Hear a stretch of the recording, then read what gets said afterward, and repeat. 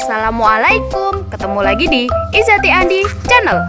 Jangan lupa ya untuk klik tombol subscribe agar kami tambah semangat. Terima kasih.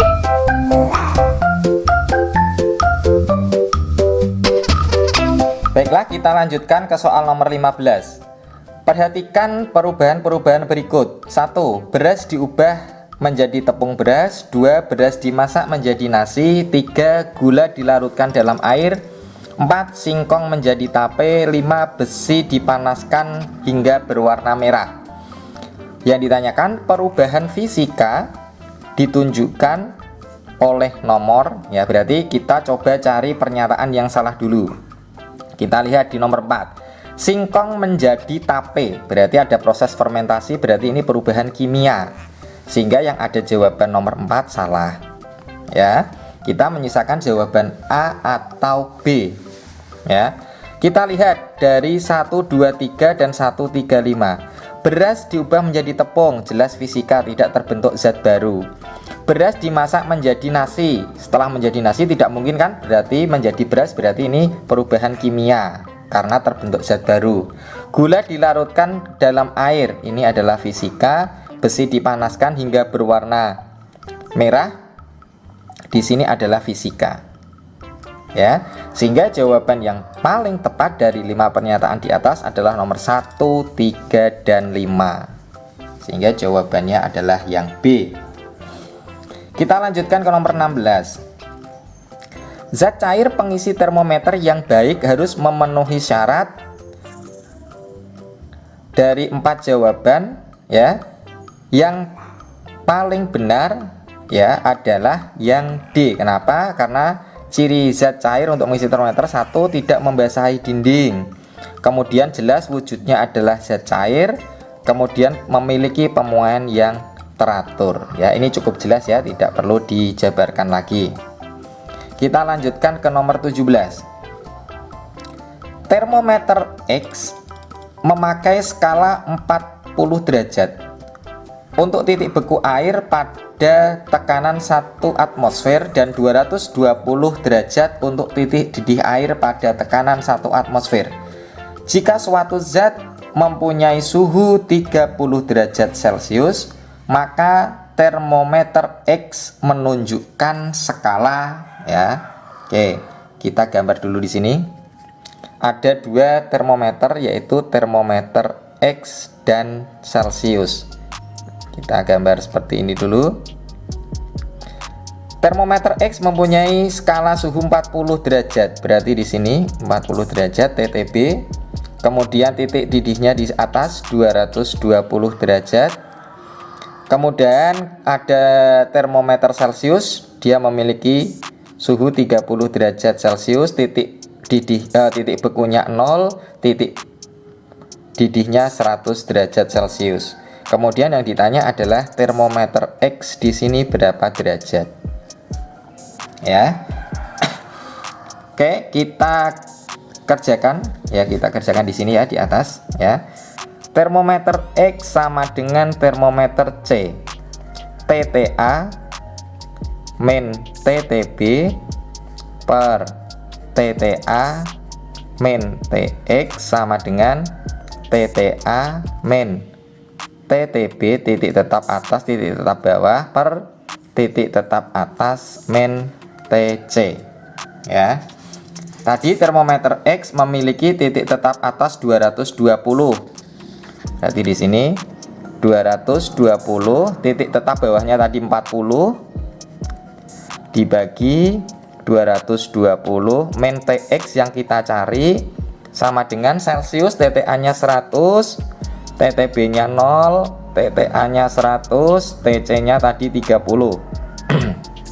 Ya, tinggal kita kurangi 180 per 220 min TX sama dengan 100 per 70. Tinggal kita kalikan silang, 220 min TX kali 100 sama dengan 180 kali 70. Ya, kita dapatkan 22.000 min 100 TX sama dengan 12.600.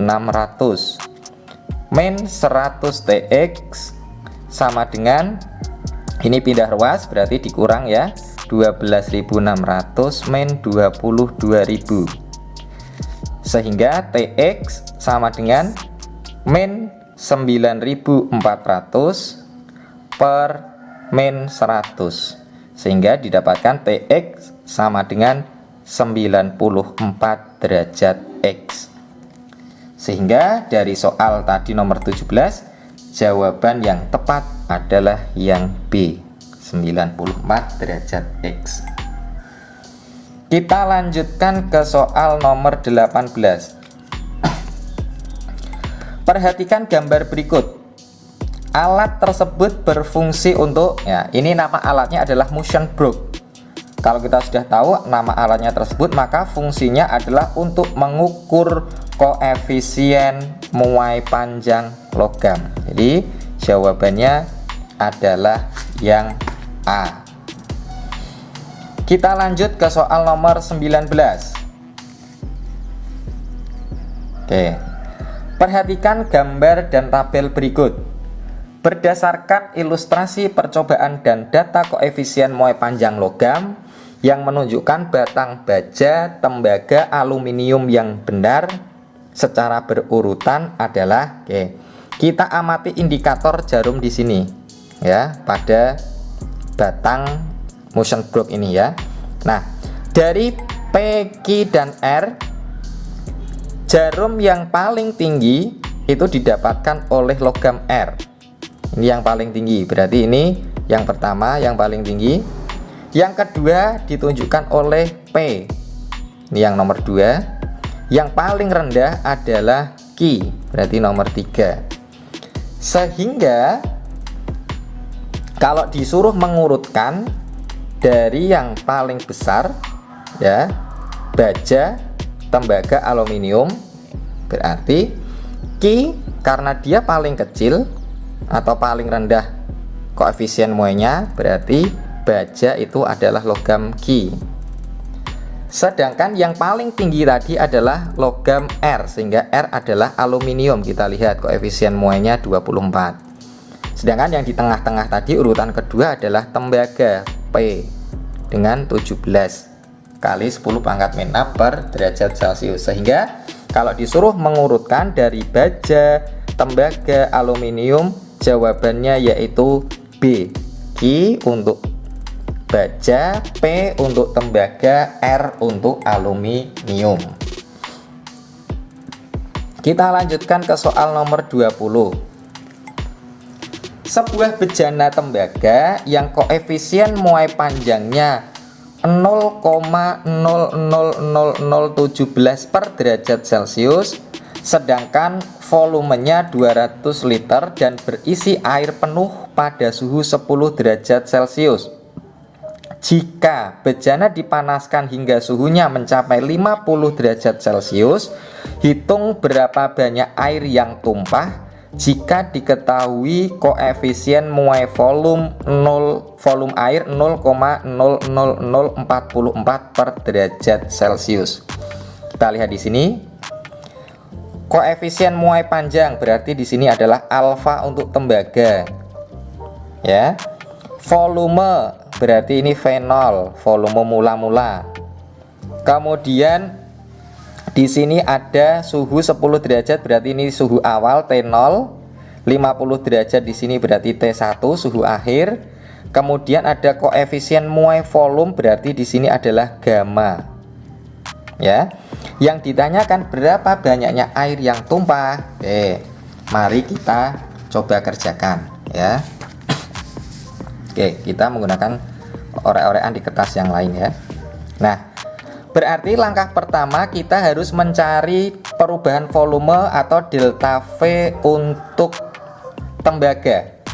Berarti delta V tembaga, rumusnya delta V adalah V0 kali gamma kali delta T. Ya. Untuk tembaga gamma belum ada, berarti kita uraikan dulu V0 gamma itu adalah 3 kali alfa dikalikan delta T. Kita masukkan angkanya. V0-nya 200 kali 3 kali alfanya di atas 0,12347 ya. Kali delta T-nya berarti 50 dikurangi 10. 40. Sama dengan nanti kalau dikalikan semua hasilnya adalah 0,408 liter. Itu untuk delta V tembaga. Kemudian yang kedua berarti kita harus mencari delta V air. Delta V air. V0 kali gamma kali delta T. V0-nya 200, gamma air, koefisien mole volume air sudah ada 0,00044, delta T-nya 50 dikurang 10, 40. Sehingga nanti kalau dikalikan ketemu hasilnya 3,52 liter. Baru kita bisa menghitung volume air yang tumpah. Berarti volume air yang tumpah sama dengan didapat dari mana? Delta V air dikurangi delta V tembaga sama dengan 3,52 dikurangi 0,408 liter sama dengan 3,112 liter. Begitu cara untuk mencari volume air yang tumpah ya. Sehingga jawaban yang tepat adalah yang B. Baiklah, kita lanjutkan untuk soal nomor 21. Perhatikan bimetal yang telah dipanasi serta data koefisien Moe berikut ini. Pasangan bahan bimetal yang benar sesuai gambar dan data tersebut adalah gambar bimetalnya adalah yang warna hitam logam 1 dan warna putih logam 2. Ini melengkungnya ke arah logam yang kedua. Berarti PK artinya ketika keping bimetal ini dipanaskan, maka dia akan melengkung ke koefisiennya yang kecil. Jadi secara otomatis berarti logam 1 nilainya harus lebih besar dari logam yang kedua, karena ini ketika dipanaskan dia akan melengkung ke arah logam yang alfanya lebih kecil. Kita cocokkan jawaban A. Logam besi dan logam baja kita abaikan 10 pangkat min 6 nya, kita lihat angka yang di depan saja ya. Besi 11, baja 12, artinya logam 1 lebih kecil dari logam 2, berarti jawaban A salah. Logam 1 baja 12, logam 2 aluminium juga sama, logam 1 lebih kecil dari logam 2, berarti salah. Logam 1 tembaga 17, logam 2 besi, berarti logam 1 lebih besar dari logam 2, berarti betul. Logam 1 tembaga 17, logam 2 aluminium, logam 1 lebih kecil dari logam 2, berarti salah. Sehingga jawaban yang benar adalah yang C. Soal 22.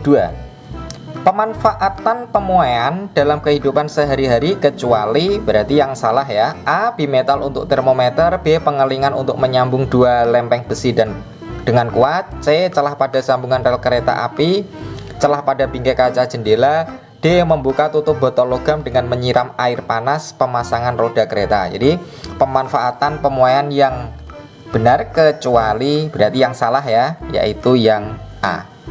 Bimetal untuk termometer. Kemudian lanjut ke soal nomor 23. Perhatikan berbagai peristiwa perubahan wujud dalam kehidupan sehari-hari. 1. Es mencair. 2. Air di dalam freezer lama-lama membeku. 3. Di luar gelas es teh terjadi pengembunan. 4. Air ketika dipanaskan sampai mendidih kemudian timbul uap. Peristiwa di atas yang termasuk perubahan wujud yang disertai penyerapan panas atau penyerapan kalor ditunjukkan oleh nomor ya. Penyerapan kalor itu berarti cirinya ya, kalor itu melakukan penyerapan dimulai dari suhu yang lebih rendah,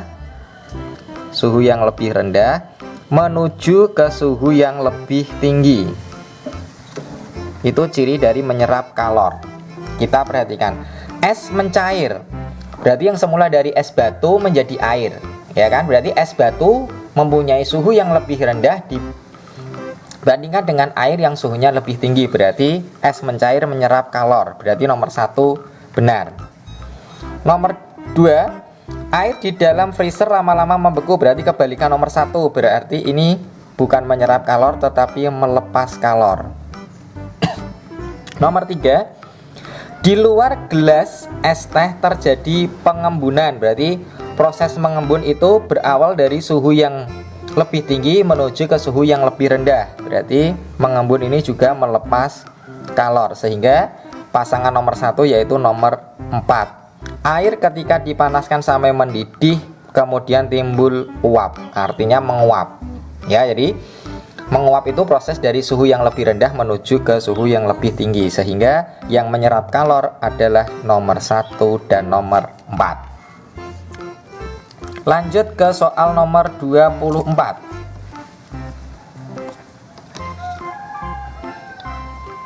Perhatikan grafik suhu dan kalor berikut. Pada percobaan tersebut digunakan 500 gram zat cair. Berapa kalor jenis zat tersebut? Berarti yang ditanya adalah C-nya. Kita masukkan saja langsung.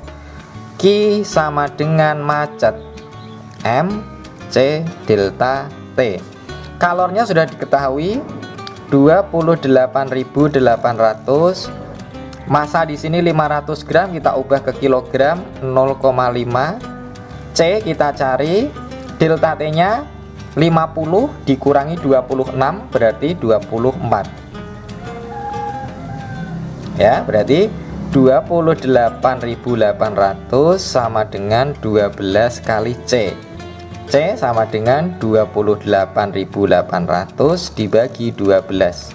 Sehingga ketemu C sama dengan 2400 Joule per kilogram derajat Celcius. Jawaban yang tepat adalah yang B.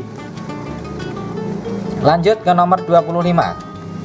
Daratan lebih cepat panas dibandingkan lautan. Hal ini terjadi karena A, daratan memiliki massa jenis lebih besar, B, daratan memiliki massa jenis lebih kecil, C, daratan memiliki kalor jenis lebih besar, D, daratan memiliki kalor jenis lebih kecil. Dari 4 jawaban itu yang tepat adalah yang D. Ya, konsepnya adalah ketika daratan itu berarti kan benda zat padat, ya, zat padat itu lebih cepat panas, dia juga lebih cepat dingin. Konsepnya adalah ketika suhunya tinggi maka akan menimbulkan tekanan yang rendah, ketika suhunya rendah maka akan timbul tekanan yang tinggi. Nah, konsep ini dihubungkan dengan kalor, yaitu berhubungan dengan besar kecilnya kalor jenis, ya. Kemudian kita lanjut ke soal 26. Perhatikan tabel kalor jenis berikut. Logam X bermassa 4,2 kg dipanaskan hingga suhunya 140 derajat Celcius. Kemudian dimasukkan ke dalam 9,2 kg air yang suhunya 30 derajat Celcius. Setelah beberapa saat terjadi keseimbangan. Suhu akhir campuran menjadi 40 derajat Celcius. Bila diketahui kalor jenis air 4200 Joule per kilogram derajat Celcius, maka dapat disimpulkan bahan logam X adalah, berarti kita disuruh mencari kalor jenis logam X, ya. Caranya bagaimana? Oke. Konsep yang digunakan adalah asas Black. Kenapa asas Black? Cirinya adalah di sini ada suhu campuran. Ya, suhu akhir campuran.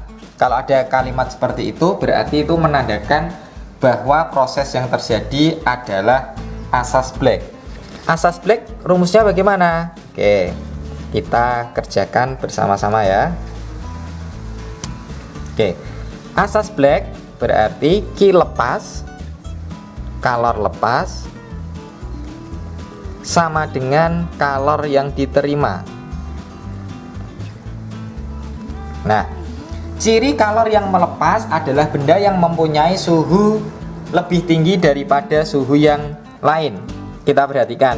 Di sini logam mempunyai suhu 140 derajat, air mempunyai suhu 30 derajat. Sehingga yang melepas di sini adalah logam, sedangkan yang menerima kalor adalah air. Sehingga rumusnya menjadi massa logam kali C logam kali T logam dikurangi T campuran sama dengan massa air dikurangi C air kali T campuran dikurangi T air. Oke, langsung kita masukkan angkanya. Berarti massa logam 4,2 kali C logam yang kita cari, suhu logam 140, T campuran suhu campurannya 40 sama dengan massa air 9,2, C air 4200, T campuran 40, T air 30. Oke, kita kalikan 4,2 kali kalor jenis logam kali 100 sama dengan, ini dikalikan ya, langsung saja 386.400, sehingga ketemulah ini dikalikan dulu 420 kali C logam sama dengan 386.400. Kemudian C logam sama dengan 386.400 dibagi 420, sehingga ketemu C logam sama dengan 920 Joule per kilogram derajat Celcius. Sehingga kalor jenis yang dimaksud adalah aluminium. Sehingga jawaban soal nomor 26 adalah A. Kita lanjut ke soal nomor 27. Perhatikan alat pendingin sederhana di bawah ini ya. Buah-buahan dalam tempayan kecil menjadi lebih dingin karena A. terbentuk es di dalam tempayan kecil, B. buah-buahan memiliki kalor jenis kecil, C. suhu tempayan lebih besar dari suhu tempayan besar, D. air dalam pasir menguap menyerap kalor dari dalam tempayan kecil. Jadi ini masih konsep kalor ya. Jadi tempayan buah-buahan di dalam tempayan kecil menjadi lebih dingin karena jawabannya adalah yang D. Karena air di dalam pasir menguap menyerap kalor dari dalam tempayan kecil, sehingga mengakibatkan buah-buahan yang ada di dalam tempayan kecil menjadi lebih dingin. Lanjut ke soal nomor 28. Alat-alat yang bekerja dengan prinsip konveksi kalor adalah A. solder listrik dan setrika listrik. Ini jelas salah karena solder dan setrika konduksi. B. setrika listrik dan magicom. Setrika itu juga konduksi. C. kulkas dan lampu listrik. Kalau lampu listrik itu berarti radiasi, kalau kulkas itu konveksi. D. oven dan pemanas air. Nah ini dua-duanya, oven ini konveksi, pemanas air atau heater itu juga konveksi, sehingga jawaban yang paling tepat adalah yang D. Kita lanjut ke nomor 29. Oke. Peluru yang masanya 500 gram ditembakkan ke atas dengan kecepatan 10 meter per sekon. Energi potensial gravitasi maksimum mencapai titik-titik ya. Diketahui ada massa, ada kecepatan, mula-mula ditanya energi potensial. Berarti langkah pertama yang kita lakukan adalah mencari tingginya dengan rumus VT kuadrat sama dengan V0 kuadrat min 2GH. VT kuadrat berarti 0, V0 kuadrat 10 kuadrat min 2 kali G nya 10 kali H, sehingga 0 sama dengan 100 min 20 kali H, sehingga H sama dengan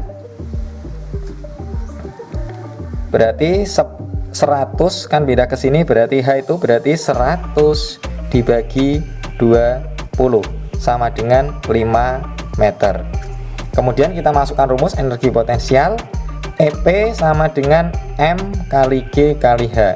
Massa 500 gram kita ubah ke kilogram, 0,5 dikalikan 10 dikalikan 5 berarti adalah 25 Joule. Jawabannya yaitu yang B.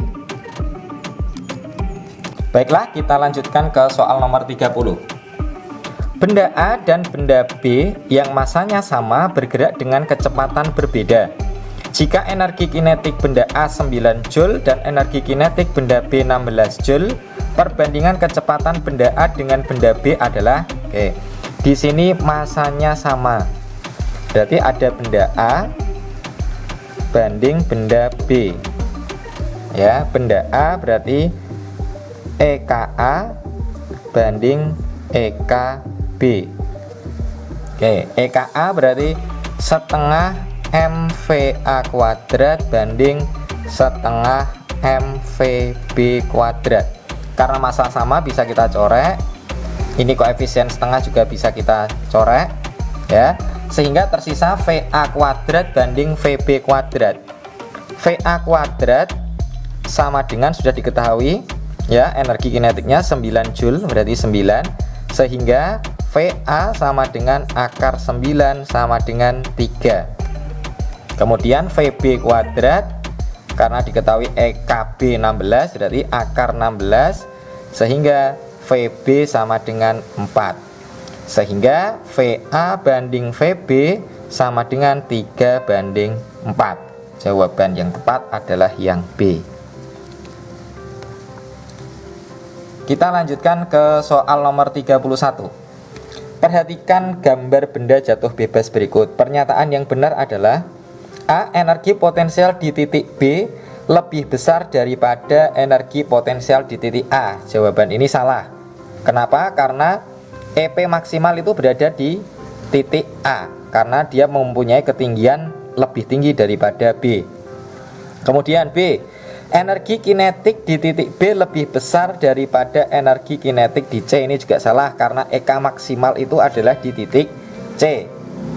C. Energi kinetik di A, B, dan C sama besar. Salah karena energi kinetik di A, B, dan C itu tidak sama. Yang sama adalah energi mekaniknya. D. Energi mekanik di A, B, dan C sama besar. Sehingga jawaban yang tepat adalah yang D. Kita lanjut ke soal nomor 32. Perubahan energi yang ditunjukkan oleh gambar berikut adalah ada batu baterai digunakan untuk menyalakan lampu listrik. Ya, batu baterai itu menyimpan energi kimia yang diubah menjadi energi listrik, kemudian lampu bisa menyala berarti energi cahaya, sehingga jawaban yang tepat adalah yang D. Nomor 32.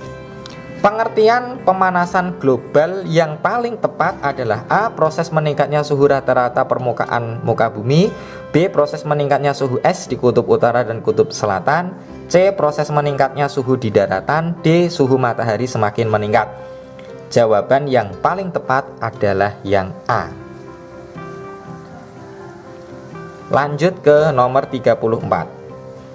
Gas rumah kaca yang bersumber dari industri manufaktur, industri pendingin, penggunaan aerosol adalah A. CFC, B. CO2, C. H2O, D. N2O.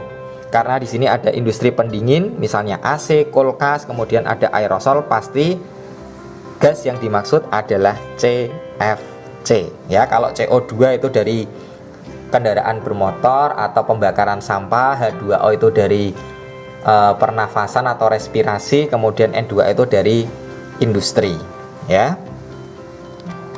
Kemudian soal nomor 35. Perhatikan pernyataan berikut. 1. Es kutub mencair. 2. Kebakaran hutan di mana-mana. 3. Suhu rata-rata bumi meningkat.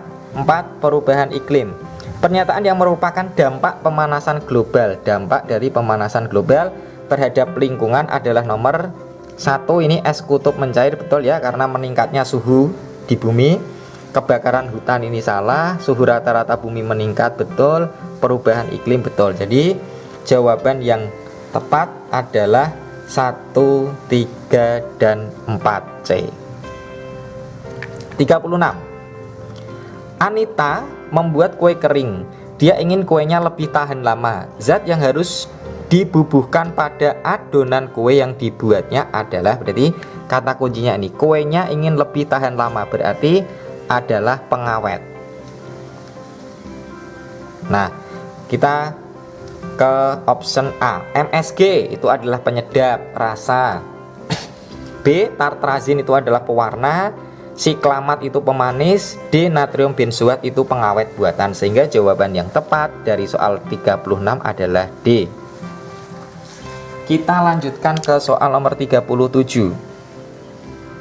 Ahmad mengamati mikroorganisme dengan mikroskop. Dia telah mendapatkan gambaran yang diinginkan, tetapi bayangannya terlalu gelap. Hal yang harus dilakukannya adalah A. Memutar diafragma. B. Memutar pengatur fokus kasar. C. Memutar pengatur fokus halus. D. Memutar revolver untuk mengganti lensa objektif. Karena bayangannya masih terlalu gelap, maka yang harus dilakukan yang paling tepat adalah memutar diafragma. A. Nomor 38. Apabila saat penggunaan mikroskop setelah memutar pemutar kasar dan pemutar halus, gambar jaringan menumpuk dan kurang jelas sel-sel jaringannya, maka yang harus dilakukan adalah A. Mengatur cermin dan memperbesar diafragma.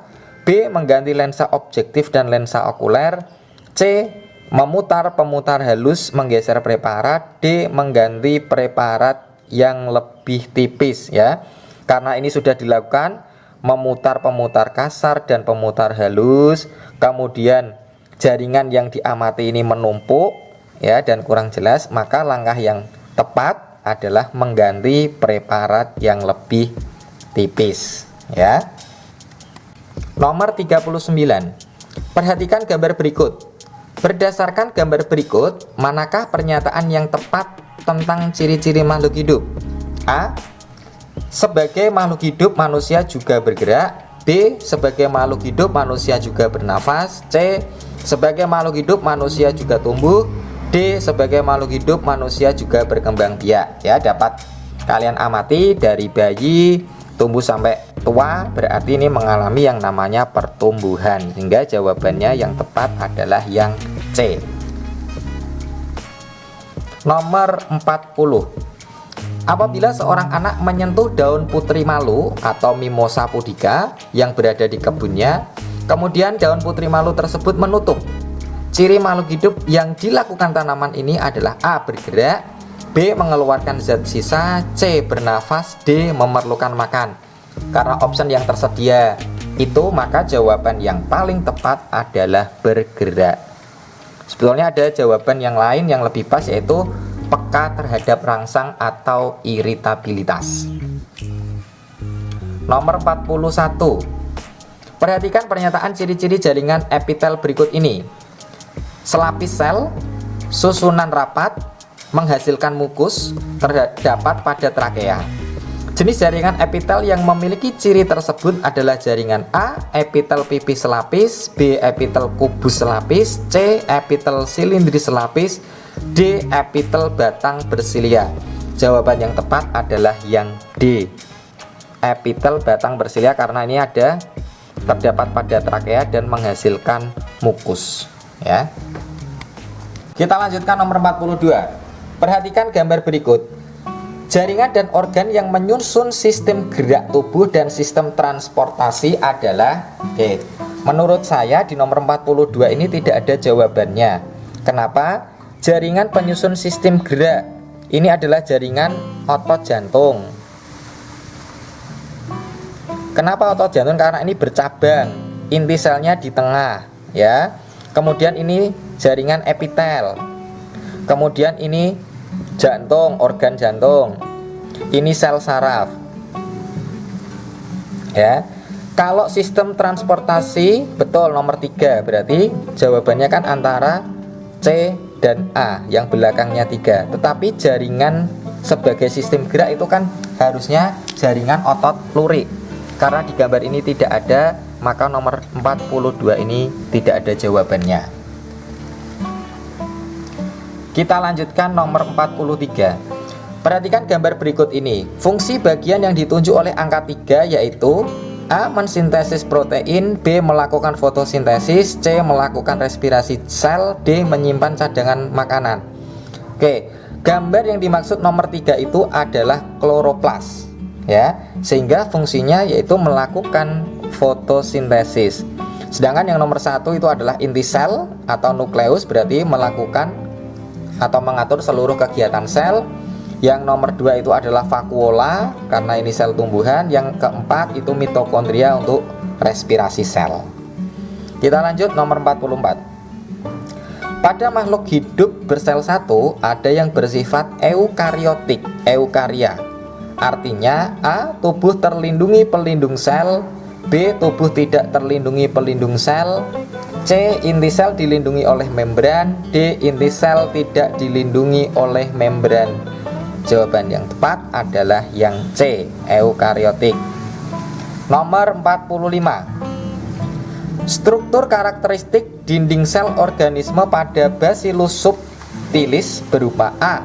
Peptidoglikan, B. Selulosa, C. Lignin, D. kitin. Jawaban yang tepat adalah yang A, peptidoglikan.